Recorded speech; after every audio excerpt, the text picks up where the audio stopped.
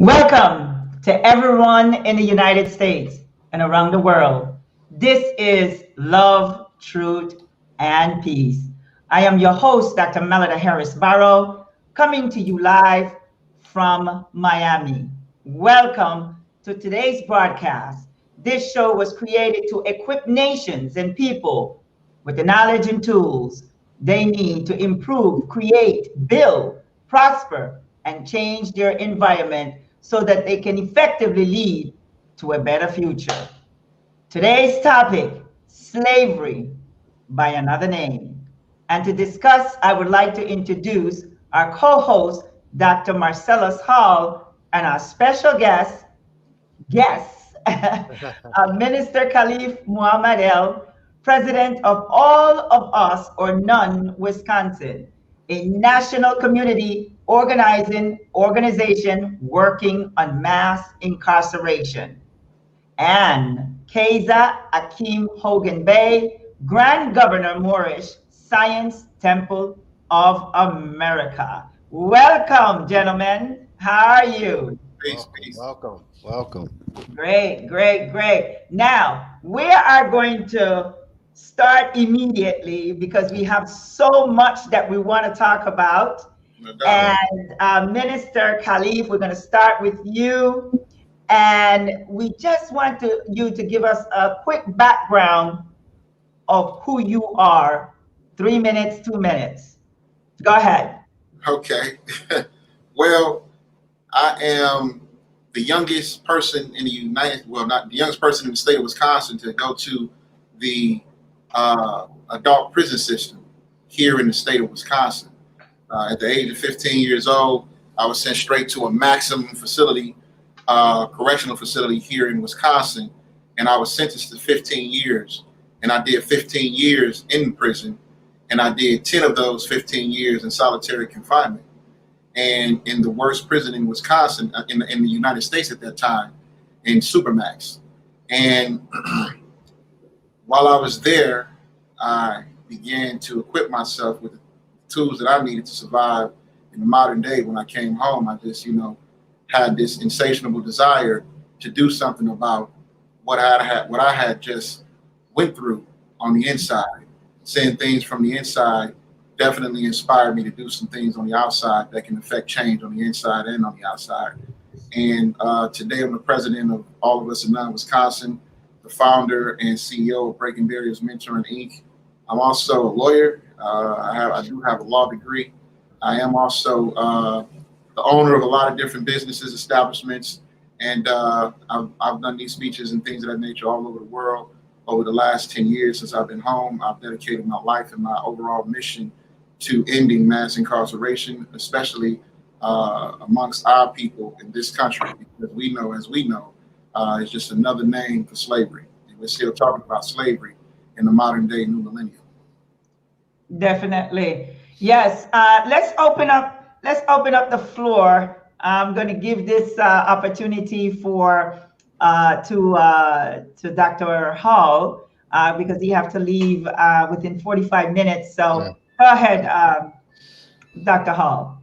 All right. Well, it's definitely a blessing to meet you, brother, and to have this conversation with you. I was very enlightened and very excited when I heard that we were going to be having you on.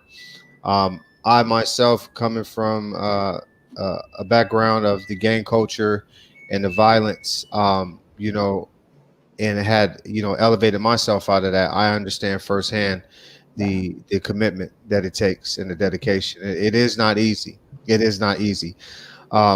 Like yourself, working towards something to help elevate people out of those situations, change the mindsets, so that people can understand the modern day times that we're living in. And I really want to get into your thoughts on where we are today in understanding that there's a cloud of smoke that people think that slavery was abolished, and in fact it wasn't. And if you look at the amendment itself in literary terms, it never said that slavery itself was abolished, because it says in there, with the exception of those that are in prison. So technically within that, We see that the same number of slaves that we had back then, roughly, we have the same number of people in incarceration now.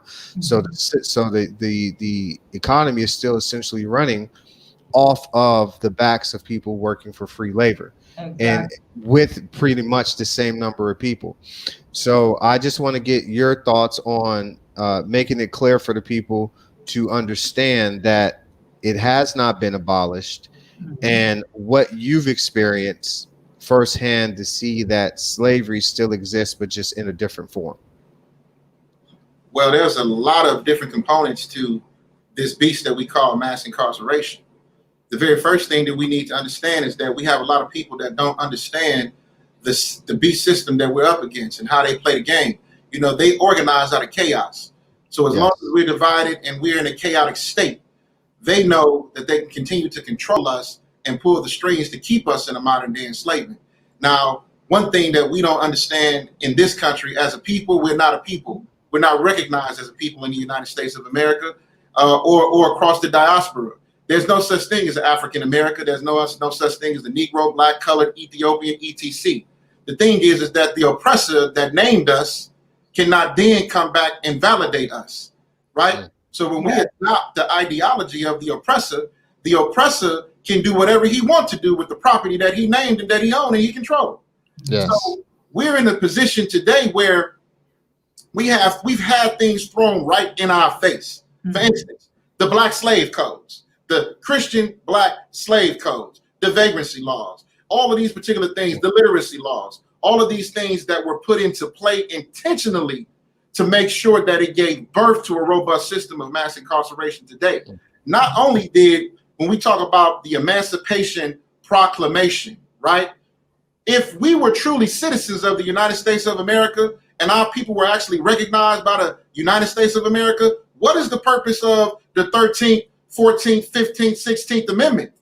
If the first 10 amendments don't apply to us as the Bill of Rights, which was the birth of the Constitution in this country that validated the humanity of all people, right? So what they gave us was a reconstruction of the Constitution. And that gave birth to what we call today civil rights, right? Which sidebarred the human rights, okay? So when we sidebar the human rights, we're no longer looking at the essence of people's humanity.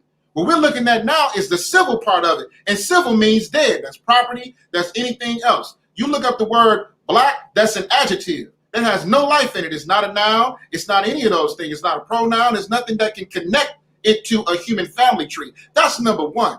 Now, when we talk about the mass incarceration epidemics as we see it in our communities today, right? We look at our communities. A vast majority of the communities in the so-called African-American environments have been done three ways. One, they've gutted every single resource out of the community for us to thrive properly. They then came in and de-industrialized our communities. So now you need a degree, you need all of these other things to survive and thrive when they're going to put you in debt for going to school, right? So when you get out of school, you're going to still find yourself in the unemployment line. That's right. The skills that pay the bills, right? They don't got plumbing in the schools no more. All of these construction, carpentry, all of that stuff, they took all of those things out. And so they hinged the success of people solely on academics. But then what do they do to the school system?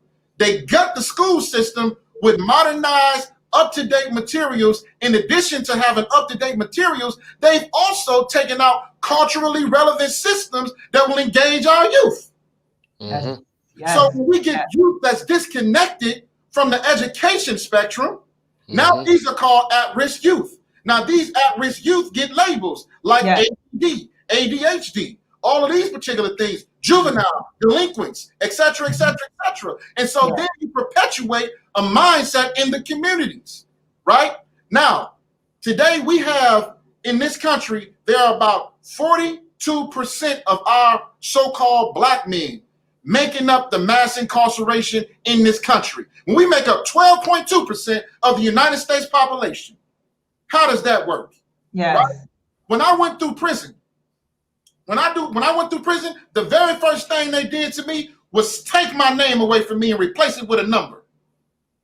That's the very first thing they did to the slaves. They took away your name because your name connected you to your ancestors. Your ancestors connected you to a nation. Your nation connected you to a tribe, and your tribe connected you to a race.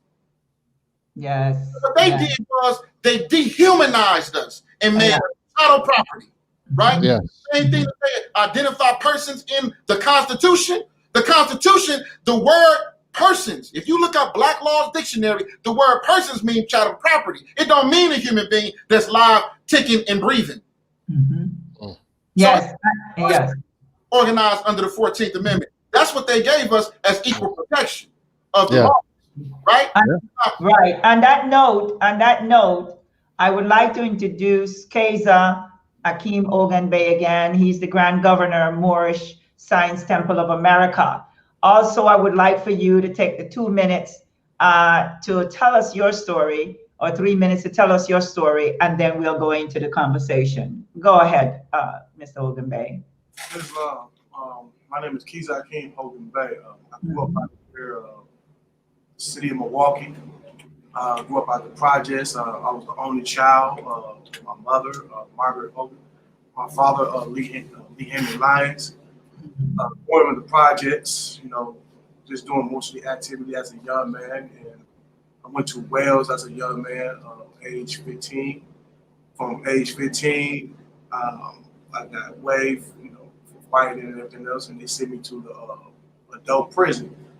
I was in adult prison at age 17, called Walpole, Wisconsin. But I was up in there. It kind of changed my life around at that time. I was surprised to be up in there as a young juvenile, age 17. They got me around older men with life sentence and everything else. How long were you there? At that time, I was there for like a year. And they moved me from there and put me in the double max, Portage. Then after that, I got out. I got revocated and went back to prison. And that's where I met my brother right here at Caliph. We was in the Supermax for almost like 10 years. And being in the Supermax, I saw a whole lot of things. It was kind of wide open as a young man at that time. It made me read. I always tell people the worst thing they ever done to me, not just gave me that much time, was sit me down to study who I am as a man. That's right. Start learning. Because if I was at Supermax, it would just have to read because I've been in the cell 24 hours a day. Yeah. Yes. Let's go back. Go ahead, Marcel. One thing I want to comment on that I really like what the brother said, and we've had this conversation before. When you've heard me talk extensively when I educate in schools about the identification. Right now, I'm partnering with 2 universities, and I'm working on an additional dissertation research team on the impact of identification and cultural identification and its impact on Black Americans' student achievement. Because one of the problems that we see in the school systems, and now I teach at the university level, but I also help children who are preparing to go to college as well.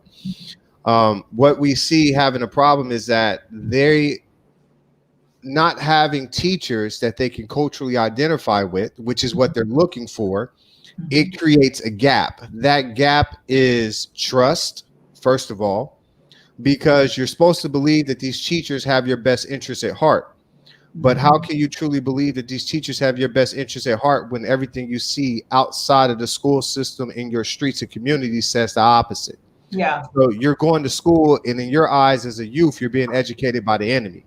So automatically you were withdrawn. Okay. I identify that back to life in the streets, growing up.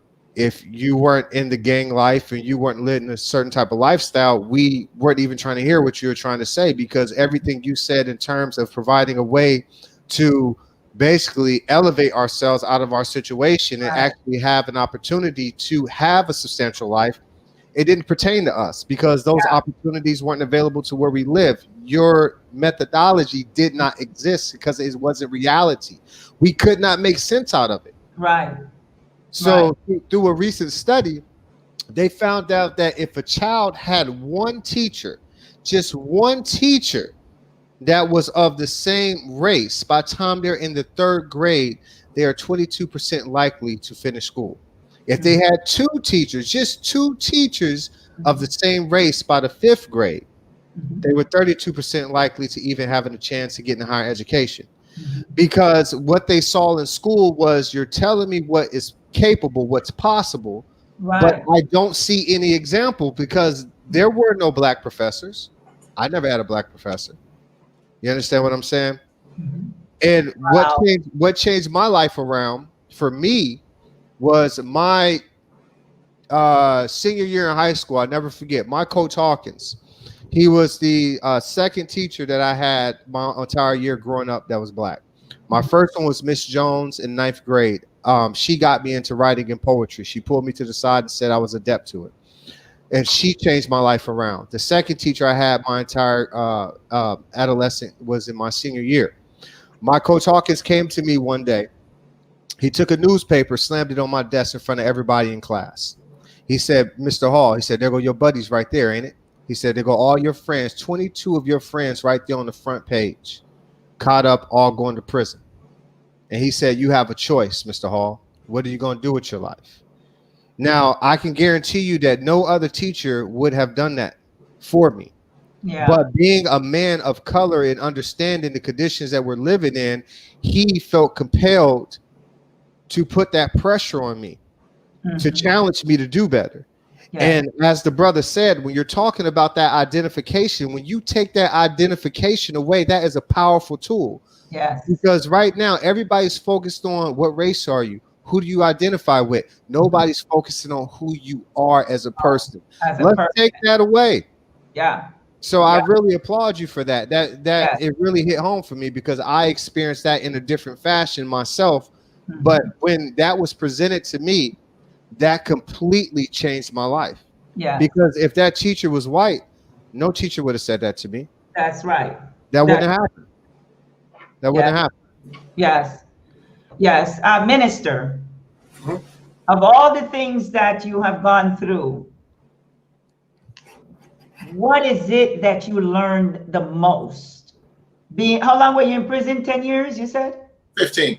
15 years. When you were released, were you already planning on what to do, on what you're doing now? Or that's something that just came to you once you were released? Well, you buy into a lot of, I would like to say we buy into a lot of fallacious mindset, mindsets in prison. We dupe ourselves to believe a lot of things on the inside that when we manifest to the outside, learn later that we've set ourselves up for failure. We establish some unrealistic goals and expectations from the inside, and that comes from being disconnected. So when I came home, I was the youngest imam elected while I was on the inside. I was 18 years old when I was elected imam for the Muslims on the inside. I had a slew of teachers that began to teach and help cultivate me into becoming a seasoned teacher of Islam. Yes. So after my studies and research in the Bible and the Torah and the Quran and the Vestas, etc., I began to then teach what I learned and disseminate the information according to what I understood. And so I used to watch a lot of debates on the inside, like, Christian Muslim dialogues, and people have all of these different cliches about Islam. So I naturally thought when I came home, I was going to be this big mediator or intermediary for the gap between the Islamic world and the modern world of America. And when I came home, I got a rude awakening, because when I went into the mosque, even though they welcomed me into the mosque and then I started to teach in the mosque, the problem came when a lot of the people in the mosque became influenced. The children became influenced by me in the mosque.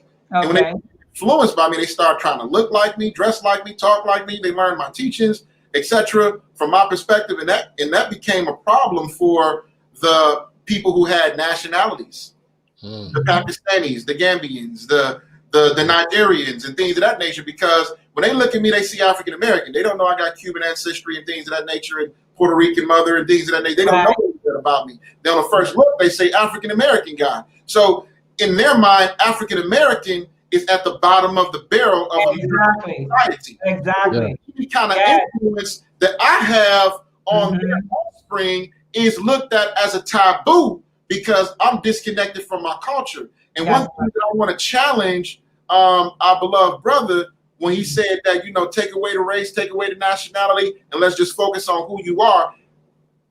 I got to say that's what the slave owners did in a sense. They took away from who we were when they disconnected us from our ancestors, our roots, right? One of the things that they did to us was denationalize us. The very first thing that the slave owners did, they denationalized us. So when they denationalized us, that took away our culture. That took away our ancestry. That took away our heritage, our creed, and our everything, right? And those are the things that people utilize to identify you as a people and as a race and as a nation. So I know that the first thing they teach us in school about our history is that we come from slaves. We learn about Rosa Parks, Martin Luther King, Harriet Tubman freeing the slaves. We learn about how Abraham Lincoln was an honest man, et cetera, et cetera, et cetera. And a lot of that's false. They don't tell you that the transatlantic slave trade was largely exaggerated, right? That most of the slaves that they had on those slave ships, most of those people were never on the slave ships. They were already here. They enslaved people already on this land that have already established civilizations and everything already over here. Now, they went over into Africa to bring slaves across the Atlantic and things of that nature over here, but it was a very small number in comparison to the number of people who already had an established culture that they later began to reclassify as Native American. Yeah. Enslave them. You get what I'm saying? So it's a lot of stuff that we don't know about ourselves that kind of disconnects us from equal opportunity in this land. Like if we know that our ancestors were actually people who were established kings and princes and princesses in this land, on this soil, that the real Africa actually started over here on this soil, and that the kingdom is over there, but the empire is here, our people would be fundamentally looked at way different. We would know that the Europeans is 5,000 miles away from home, and they're foreigners in their own land. We're not foreigners. That's but right. we're treated like foreigners because we're disconnected from who we are. So we don't know ourselves. And if we don't know ourselves, then we can never really ever get ahead and reach the grade of what they call the American dream. It's not possible. Exactly. I love what he said, but I'm a challenge one thing, and I want to make this clear. I agree that understanding your heritage, you know, understanding where you come from is important. I agree with it wholeheartedly, but I also understand that we live in a society now where we are very cross-cultural. We are all over the world. We are misplaced, and what I mean by that is that while it is important to understand your heritage and your culture 100%, it doesn't define you. You understand what I'm saying? I can say what my father was, I can say what my grandfather was, but it has nothing to do with who I'm going to be. You understand? So even if I did come from a slave, and my mama was a slave, my mama's mom was a slave, my daddy's daddy's a slave, or they were ignorant and they dropped out of school in 3rd grade, you know, what are you going to do? What are you going to decide to do for yourself? And what I've seen personally is that so many people, a lot of people are so caught up on, you know, not understanding their history that they're not paying attention to the opportunities that they have in front of them right now, which is to create new history. Connect, do your research, connect to your lineage. It is so important to bring that information back to the people. I couldn't agree more. And that's something when I hear what you talk, you know, what you're talking about, it really inspires me to continue to do my research and dig into different parts of my ancestry. And I love it. I love it without a doubt. But then I also have to look at that with understanding, you know, my environment that I was in and the family I did have around me. I had to make a conscious decision that I couldn't let that define me. You understand what I'm saying? So I just want that to be understood that, you know, I do agree with you 100%. Culture, heritage, man, that is so important. And it is such a beautiful thing for people to understand that we have been lied to on so many levels, on so many levels, man, so many. Right. But don't let that cripple you. Yes. I want to add this to the very conversation that you're talking about, because I'm an example of, I was born in Central America, Panama. And, you know, we were taught, whoever colonialized you, that's the history that you're going to get. That's the education that you're going to get. So coming here to the United States in 1976, I was shocked because I did not know anything about slavery. I didn't know anything about Africa. Because it was not taught. So when I arrived, I started learning about the African history, but I was puzzled because everything that I was seeing, it was about slavery. And I knew that there was something wrong with that picture. So I had to go further. And what I recognized also, everything that I was taught from Panama to here, false. False, false, false. In other words, they presented it a God to me that doesn't exist. And I'm talking about when growing up in Panama, everyone practically was Catholic, you know, presented to me a white Jesus with blue eyes, attended the Catholic churches, you know, and they spoke Latin. No one in the church understood what they were saying, but we were attending every Sunday. So once I arrived here, I started doing my research. The first conversation you spoke about Caliph, about the Constitution and so forth, I had to go back. I had to learn that how is it that I'm a citizen of this country and we're still being enslaved?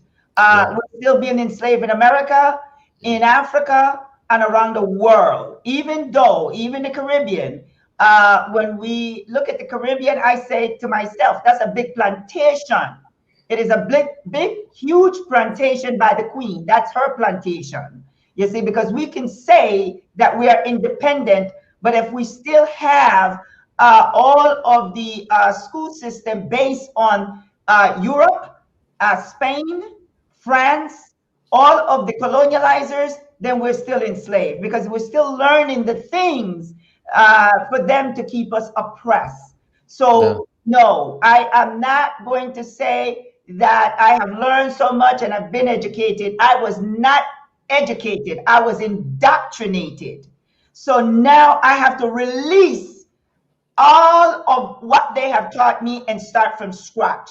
In other words, who am I? I have to get back to know me. So in order to do that, I threw away the flag. I threw away to say, oh, I am from Panama. I was born in Panama, but I'm a woman of the world. You see, because when I was created by God, God created me, not man. So therefore, we have to go back. When we say we were king and we were queens, when not everyone were king and queens, because, but in the sense of thinking like a queen, acting like a queen, then yes, because no man on this earth can define me. You cannot call me Panamanian, you cannot call me African American, because they have given us these names in order for us to be separated. When I first spoke to the minister Caliph, I said, look, you're my brother. I love you. We're going to work together. Why? Because I'm not looking at him as he's African American. I don't even look at myself. I'm only using that because I was born in that region. But the bottom line is we need to stop using all these names that they have given us and come back together. You made a good point, Minister Caliph. They say that they brought us here. We were already here with the natives here. You understand? So we need to get back to the truth. But one of the most important things, and I'm going to give Mr. Hogan Bay the floor next. But one of the things that we have to realize, if we keep talking about that you're Puerto Rican, you're Cuban, you're this, yes, we're only talking about that, but we're one because we're all of African descent. We're from Africa. So, and I know a lot of my brothers and sisters, even in Panama, please don't call me African. Don't say I'm an African descent. And they are as dark as Mr. Kaiser Akeem. But they refuse to say that they are of African descent. This is the damage, you see, that have occurred in our indoctrination. And I'll give you the floor, Mr. Kaiser. Oh, go ahead, Mr. Minister. I just wanted to contextualize something very specific. Yes. I'm not talking about just where you come from. I mean, your history, your roots, and anything like that. What African Americans don't have is a nationality. Yeah, we don't have representation in the UN. That's a fact. So when Malcolm X went to the UN and wanted to bring charges against the United States for enslaving his people, the UN asked him, for what people are you referring to? And he said, I'm talking about the black man, the Negroes of America. They said, Mr. X, we're sorry to inform you that we don't have a record of these people. You see this? I'm not no African American. Yes. That's my ID. I'm Moorish American. Listen, when we talk about nationality, that's a different thing about your roots and your history and where you come from and things of that nature. You have to be connected to a nation to protect yourself. Yeah. If you're not connected to a nation to protect yourself, then it don't matter what you know, because you really don't know what's really going on. Now, my thing is this, is that I agree with the doctor wholeheartedly about, we don't want to get caught up on the gestures of, hey, man, you from this, your history, and then we miss big points, right, of our personal development in the modern day and the accessibility to what they call resources, right? But that pool is very slim, it's very small for our people. Why? It's because we're not recognized as a people.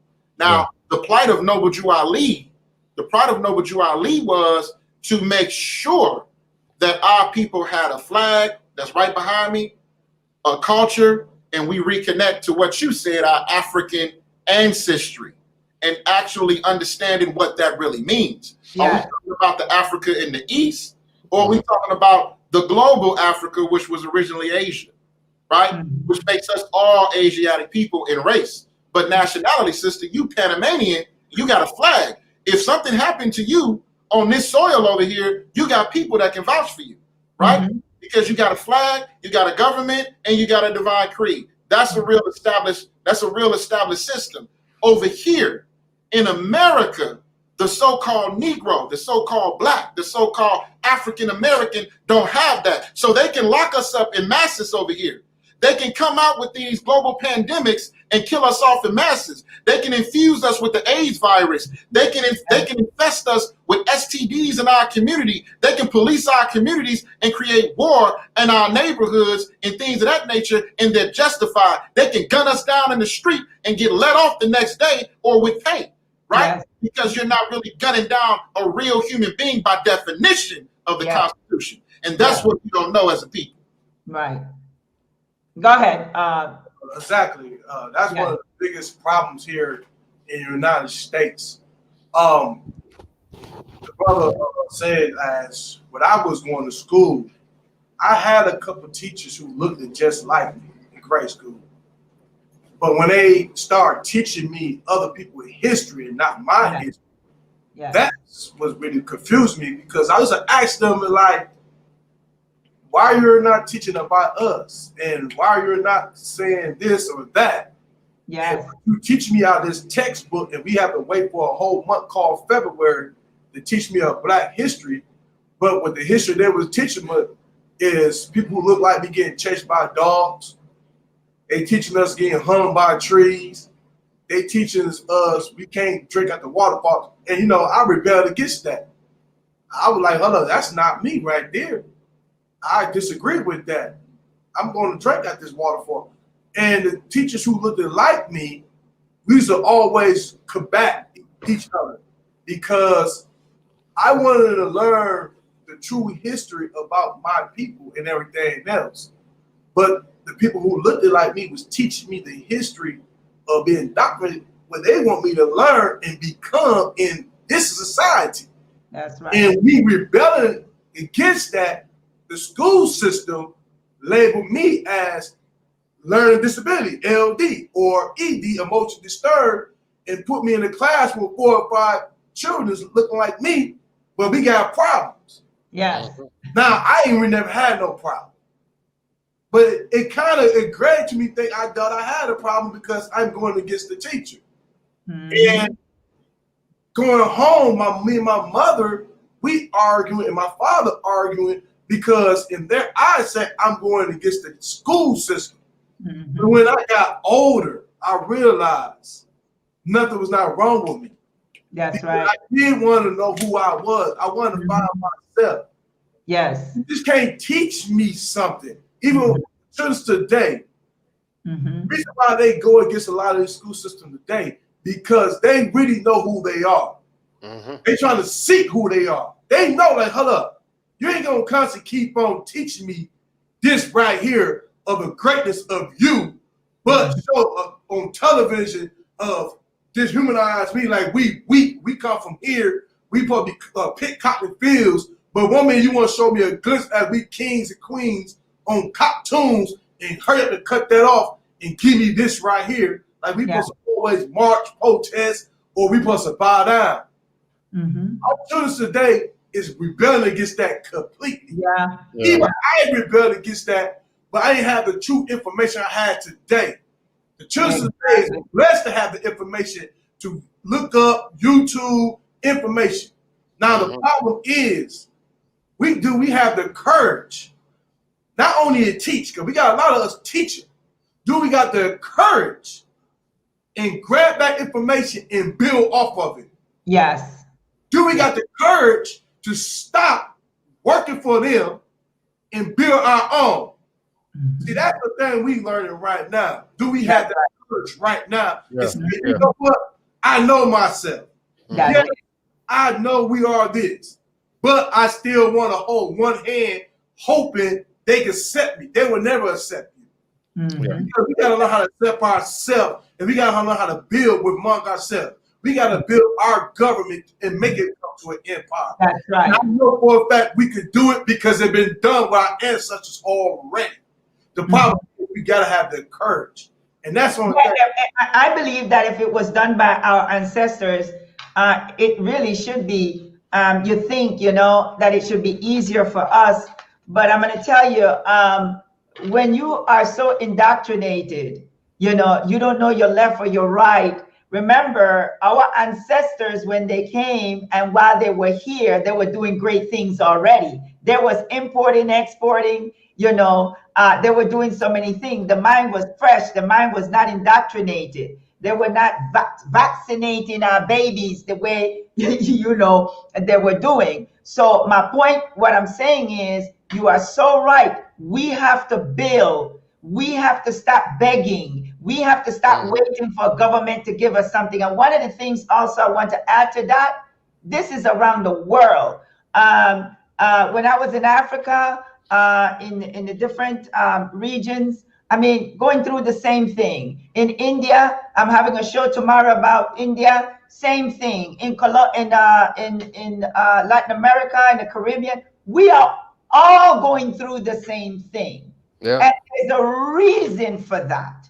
We are being globally attacked, and this didn't just start today. Coronavirus is revealing a lot of things, but I have seen so many things from the time I came to this country. And I was saying to myself, but how can they not see that? And I can't, because my mind was not as indoctrinated. I was coming from a different system, from a different program. My country was a dictatorship. We spent a lot of time in revolution, So when I got here, women would tell me, oh, no, we can't congregate here in the hallway at this job because something might happen. I found that foreign to me. I was saying to myself, why not? I worked at a hospital, and many people were saying, no, you can't talk to the doctor like that.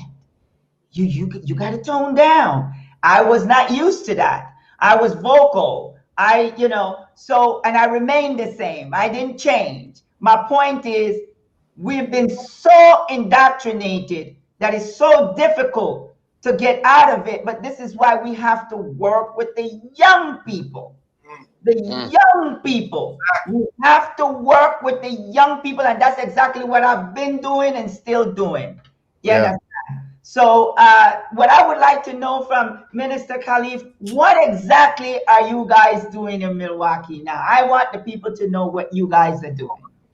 What we not doing in Milwaukee, man? I want to hear all the work and all the things that's happening. Yeah. Well, first and foremost, I am the Supreme Grand Governor of the Moorish Science Temple of America, so we set the stage for the whole country, actually unifying and building economies. Myself and the Grand Governor here, Brother Kiza, we've been able to bring unity in this city. Unity amongst our people. One of the things that we see that we face, the greatest epidemic that we face is self-hate. That's something that was embedded in us that you call indoctrination, and that's something that's inside of you that's indoctrinated, right? And that self-hate puts us in a position where we don't know who our enemies are and we don't know who our allies are because we don't know self, right? And the thing is that because of that self-hate, I can't look at Kiza and say, okay, this is my brother, I want to work with him. His success is my success. We don't see it that way. If Kiza getting ahead and I've been doing the same thing Kiza been doing for 10 years and he come in and he excel in what he's doing, now all of a sudden he's my adversary and I don't want to see this brother succeed because he's stepping on my toes. That ain't how that go, right? So what we're doing in Milwaukee is we're letting people know, man, listen, we're in this fight together, right? And we are stronger together than apart. Because the minute that we present ourselves as divided, they got space to come in and make sure that we're scattered. And when we're scattered and divided, there's no way possible that we can conquer, control, overcome, or overthrow anything. You try to restore the original constitution of our people or our government amongst ourselves. One of the things about tribes is that tribes in our time, and this is one of the reasons why we need to be connected, because it teaches us how to govern our own society. Right now, even though we're not a monolithic community, at one point in our tribes and sub-tribes, it taught us the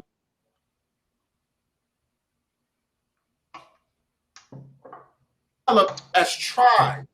How we manage our regional areas in our little mini kingdoms in a way where there was a uniformity among the other tribes, that even though we were different languages, we still had a uniform set of principles that we all lived by and were governed by, right?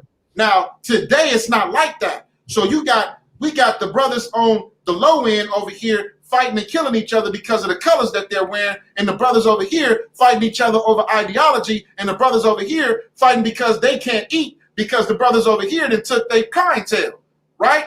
This is what's going on in the neighborhoods. But what we're saying is that, listen, the cause is greater than you. Yes. The cause is greater than me. Yes. Oh, man. What kind of legacy are you going to leave behind? What kind of legacy are you going to build for the generations that's going to come behind you, that's going to build what you couldn't build in your time? Yes. How do we continue the work through our progeny, right? These are the things that we're teaching our people, and we're trying to get our people in a position to see each other in each other and not opposition towards one another. So that's one thing that we're doing. We have all of us in Wisconsin, where we're uniting our forces against the beast system of mass incarceration. And we're calling it what it is, slavery by another name. You take my name away and you give me a number. Call me by my name. Know that I'm a human being. Know that I have a mother. I have a father. I have brothers and sisters. I have ripples in this whole picture that's affected by you taking me off the manifest, right? This household that you came in and took me out of, that I was the anchor of, is now divided and fallen because this woman has to take on the burden of a man, a woman, and the whole house, right? This is what we're faced with. And so when I come home, because the system is designed to make sure that there is what they call blackmail or blackmail annihilation, right? They want to infeminize us and make us look like, one, we're a threat, but on the other end, we're not a threat. So we're not respected in a civil society because they classify us as felons. Felon is another word for an individual who is beyond the redemption properties of humanity. So once you're a felon, that's a tag that's on you forever. It's a life sentence. So once they look at you as if you are, one, a criminal, and two, you're always going to be in the same state of mind that you were in when you committed your crime. I was 15 years old when I committed a crime. And today, at 37 years old, the DOC still look at me as a 15-year-old and don't believe that I'm capable of change. And that's a problem in the system. The conservatism of the system has definitely locked us into a caste state and put us in a secondary citizenship where I've been paying taxes since I've been home, but I can't choose who represent me. Taxation without representation. These are the things that we're calling attention to that's keeping us down and under, right? And another thing that we're working on, myself and Brother Hogan Bay, with all of the networks that we have across the country, what we're doing is we're encouraging people in their different state or territory to be a force in the community that becomes a bridge for other cultures that don't simply agree with each other to come together and see the biggest picture. And that is unify your efforts. Understand, we may not all look the same. We may not all think the same, breathe the same, live the same. But in essence, our struggle, our pain is the same. I don't care if you mention in Shorewood Hills, if you so-called black, you still under attack. They're not going to give you power. You can be Oprah Winfrey in here and still be brought down. You can be Bill and end up in prison. It don't matter who you are and what you think you know. You know, this is the problem that we're having. The fight and the attack is the same because the plight is to keep us out. To keep us out. And today in 2020, we're still talking about slavery by a different name, and that's called mass incarceration. The blackmail and annihilation, trying to make it seem as if we're not a people and we're not capable of civilization. We're not capable of being a nation. We're not capable of building an economy because anything that we try to do, the oppressor is in play to make sure that we don't resurface and take over the world like we did once before when we were 700 years strong and 10,000 years out there before Greece was even broke. Greece was even built. They don't want those times to come back, and so they do everything they can to keep us under attack. They're afraid. They are afraid. I know, Dr. Marcel, he has to go. I'm looking at the time for you. I'm taking it. I'm taking it all in. You know? I know you have to go. I have a couple of more questions for Dr. Minister Caliph. I know you have to go, but if you want to step in now, Dr. Marcellus. I'm You're just listening. Yeah, I'm listening. I'm listening. I'm listening. But I love the things that you're saying. Yes. But I love everything that he's saying. Yes. And I think that, you know, everybody needs to do what they can where they can, you know, and do work where you're knowledgeable and relevant at. I like what the brother said when he's talked about in schools he had people that looked like him but didn't teach him history. Yeah. And you know what you said is why I am where I am. You understand what I'm saying? Because when I went into university, you know, I'm not gonna get too much to it because I do gotta go. But you know, I can't conceal myself. Yes. From my neck to my face to my hands, it's everywhere. It's all tatted all over me. So I understand what it's like to go into a university with the highest grades, with the highest accolades, but then they're looking at you. They're looking at you. You know what I'm saying? Can you put on a suit and cover up your skin? Yeah. You know, and you can't. But you know what? But I'm gonna tell you this. I can't tell you how many times I was passed over, rejected, stepped on, and I never conformed. I ain't wore a suit. I ain't wore a tie. I walk into your university with a t-shirt on, with everything out. I don't hide who I am. Yes. You understand what I'm saying? I don't hide who I am because I need people to see me, to understand who we are and what we're capable of. You understand what I'm saying? That's the importance about it. You know, it don't matter what I look like. It don't matter what I got tatted on me. I'm not gonna lie to you and hide anything about myself. Ain't no need to. Yeah, because I'm proud of my history. You know, and it gives testament to where I'm at today. So, you know, I really love what you're saying. I personally do want to reconnect with you, and do more work with you. I mean that from my heart, brother. I really do. So, if Dr. Barrow, I do got to go give a lecture. I know you do. But if you could, my brother, you know, let's definitely connect. Let's build. So yeah, set that up. But it's been a blessing, and I mean that, and I look forward to just working with you, even learning more from both of you. So, all right, peace and love. You. All right, love you too. Bye bye. Yeah, man. All right, thank you. Yes, bye bye, everybody. Bye bye. Peace and love. Yes, I just want to thank you, Dr. Marcellus. I just want to thank you also for accepting this invitation, Minister, because these are the things that our young people need to listen to, your experience, because honestly, they don't know. They're out there. When I used to live in the city of Chicago, like for 30 years, and I spent a lot of time having conferences and workshops for our young people. And I still do all over the world. And I'm going to tell you something. Once they get it, I've even, I don't know if you know of that program it's called Prologue. It was on the north side, and well, you're in Milwaukee. It was on the north side, and these young men, they were coming from prisons, but they were out, but they were on house arrest. And this program is called Prologue. And it was all white teachers teaching all Black children, and they couldn't relate. They just couldn't relate. So what I did, my curriculum was teaching them about who they are. There were Mexicans, Puerto Ricans, African Americans, and I was just educating of their history. The history not of the colonializers, but the history. And there was this one Mexican boy, he stood out to me because I taught him about his true history and who they were. You know, he didn't even know that there are Black Mexicans in Mexico, and many don't know.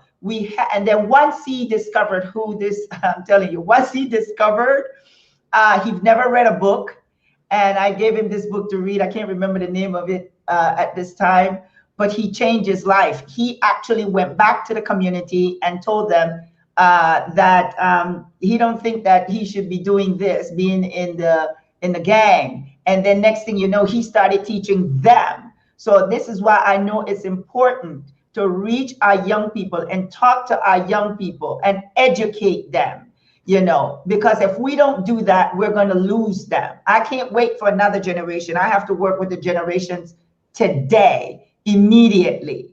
So one of the things that what you're doing is also educating. That's why I was mentioning to Mr. Ogunbe that you have what is it? You're the Grand Governor of the Moorish Science Temple of America. And I would love to work with you because that's a history that every young man, every young woman of African descent and Africa needs to know. That's right. It is vital that they know that history. Could you tell me a little bit about that just for the audience, because they don't know, Mr. Ogunbe? The Moorish Science of America is the founder. The founder was Noble Drew Ali, our prophet here in North America. The teachers is about nationality, to let us know who we are. We are Moorish Americans. We descended from Morocco, born here in America. Descendants of Moroccans. We teach about our divine creed and our birthright here in North America. We teach about the 5 principles, how to know the man right here about the flag: love, truth, peace, freedom, and justice. We teach it about we here on these shores, how to become. Yes. Told you he was moving two principles. You're only missing two, baby girl. Oh, yeah. You know what? I saw the show. I said, Love, truth, peace. Love, truth, and peace. I was like, man. She already halfway there. You already demonstrating more signs. Yeah, you know. Well, guess what? I'm in now because you with me now. There's no question. There ain't no doubt about it. Right. Yeah, I thought that too when we first started. But also teach us to become better citizens here in America, mothers and fathers and children. Off those principles. The principles established for each one of us how to become Moorish in a civilized world today to raise us up to the highest thought to our Father God Allah. Yes, yes. And well, thank you for that. And I really, really want to thank both of you for being on this show. We're going to share this show all over. The young people needs to know about their history. They need to know who they are. This is why I wrote the book, Unveiling the Illusion, Know Who You Are. Because honestly, once I did that, I'm not looking at color in the sense where because you're this color, because you're the texture of this hair, you have the texture of this hair and everything. We're all human beings. We're humanity. And if we have love, and if we need peace, and if we, what's the other two, brothers? What's the Freedom other? and justice. What is it? Freedom and justice. Freedom, justice, love, truth, and peace. No. You got it right the first way. Love, truth, peace, freedom, and justice. Okay, all right. That's what you fighting for right now. That freedom. I know. Right now you teaching love, truth, and peace, but right now you want some freedom and justice. That's right. That's right. And I'm going to tell you how I got those three names. I was in Colombia and I had a dream and I saw those words moving like this, just moving. And then it came, love, truth, peace, in that order. Order. Wow. And that's why I named this organization. So that sounds like in my dream when I was in Colombia, I think like 2015. Yes. That's prophetic. And that's 2000. It is. That's prophetic. It is very prophetic. Yes. Those 5 principles came from Noble Drew Ali. I wish I had a picture that I can show you. Mm-hmm. They came from him. So that's a that's a heck of a calling. Yes, I have a calling. I know I do. And I've been working for many, many years. There are people that would say to me, I've heard them say it, Mel, why are you killing yourself? Why are you doing all what you're doing? Well, it wasn't your calling. It was my calling. And I feel good when people tell you, oh, what you cannot do, let them know it is not for you. It was meant for me. Find yours. Find what you have to do. This has nothing, you know what I'm saying, brothers? Find what you have to do. But this is my calling, and I am going to continue to educate. I am going to continue to bring nations together and people together, youth together, women together. Tomorrow I'm going to have a show about women in India, the things that they're going through, the injustice and so forth. And I have to just keep going because I'm global. So I'm global, baby. I'm global. You got that platform. So, you know, we here, we rocking with you. So I wanted to know if you come out here on the 17th for the Marcus Garvey thing and speak at the festival and educating and enlightening some of our women and children. And I think that would be such a blessing for Milwaukee, the city of Milwaukee, to have you here to speak for our youth and speak truth to power. Thank you. Thank you for the invitation. Definitely, we're going to make it work. I want to thank you both. Do you have any closing? Oh, wait a minute. You have to talk about what we mentioned before the show. And the Curtis Blow thing. Yes. Oh, we just did a tribute to John Lewis, and it's going to go viral all over the world. You know, and the sister here, Becca, she did the hook, the chorus, and it sounds beautiful. And it'll be unveiled tomorrow at the John Lewis funeral. And then we're going to release it. And it should be all over the world. You know, we made history here in Milwaukee. This was the second Selma. This was the second Selma here, right? The North Selma is here in Milwaukee. And I just got educated by people that told me that Wow. Milwaukee. This is the North Selma. So it's in 1965. So this is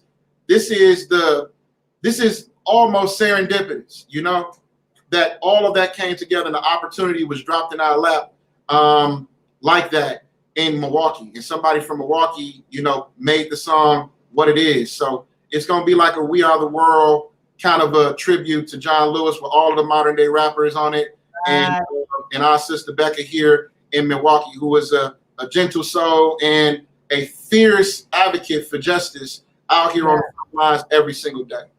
Very good. Very good. Well, thank you once again. I love you both. I hope to have you back. You know, hopefully you guys will see me on the 17th. You know, you're my brothers. You're going to always be my brothers. And I pray to God that all of us in the world can say things like this. They are my brothers. That's right. You are our sister, without a contradiction. Yes, that's right. Thank you all for watching Love, Truth, and Peace. And tomorrow we are going to have Patty Patri, and I'm going to show you the promo video right now. Thank you. I love you both. Peace and love. Peace and love.